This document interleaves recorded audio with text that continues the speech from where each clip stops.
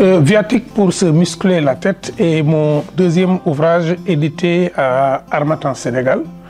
C'est un deuxième livre qui aborde 4 questions spécifiques. Un rapport à l'humain. C'est un dialogue d'abord avec moi-même. C'est un dialogue avec ma solitude. Et je pose des questions de qu'est-ce qui fragilise la personne. Étant donné que nous manquons beaucoup d'espace de communication, il m'arrive souvent, face à mes problèmes, face à mes difficultés, de ne dialoguer qu'avec moi-même. Et ce sont ces dialogues-là que je partageais avec mes amis qui s'appelaient les viatiques. Les viatiques sont devenus quelque chose de régulier qui me permettent toutes les semaines d'avoir ce contact-là. Plus tard, beaucoup de mes lecteurs, de mes amis m'ont demandé de compiler.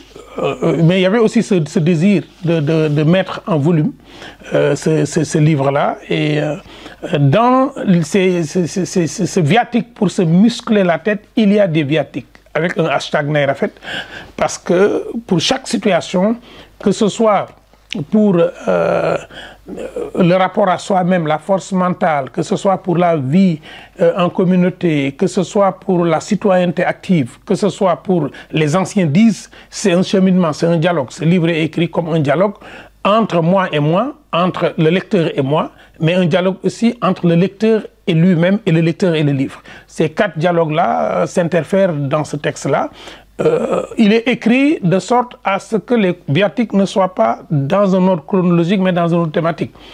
Qu'on peut lire à partir du premier viatique ou à partir du dernier, et sauter un viatique n'empêche pas de comprendre, parce que chaque viatique est une unité de sens assez complète.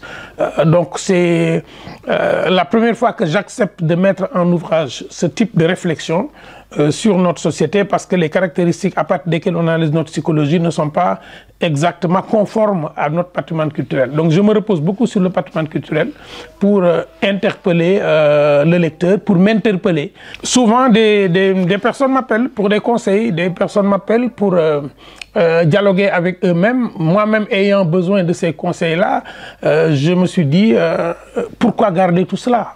Et pourquoi ne pas permettre à ce qu'un ouvrage puisse aider à la réflexion des élèves, des étudiants, qu'il puisse aider à la réflexion dans le domaine de la psychiatrie. Mais ce qui m'a le plus marqué, c'est le jour où, sur le LinkedIn, une psychiatre qui est en France, que j'ai jamais vue, m'a dit qu'elle reprenait les viatiques dans le cadre de sa thérapie, et que ce dialogue-là a été établi avec nous-mêmes.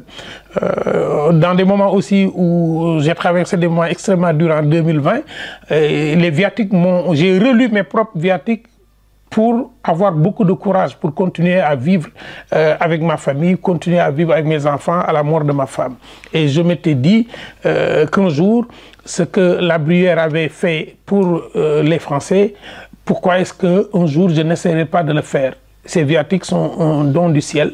Chaque texte est écrit à partir d'un mot, à partir d'une situation. Mais beaucoup de textes naissent d'injustices que je vois, ou bien de désir de partager une citation. Mais tous les textes sont originaux. Ce que je voulais éviter, c'est de reprendre des phrases des uns et des autres, etc. Donc viatique pour se muscler la tête. Et effectivement, un livre de ressources mentales. Pour moi d'abord, ces viatiques m'ont beaucoup aidé à ne pas être seul. Et c'est un livre aussi de pédagogie sociale, parce qu'on a beaucoup d'injures publiques, on a beaucoup d'invectives dans la société. Toutes ces questions sont abordées. Comment vivre heureux avec soi-même, pour vivre heureux en communauté, devenir un citoyen actif. Mais pour cela, il faut se reposer sur le patrimoine et sur la littérature et sur les références avant de s'ouvrir au monde. C'est pourquoi nous avons ces 4 étapes-là.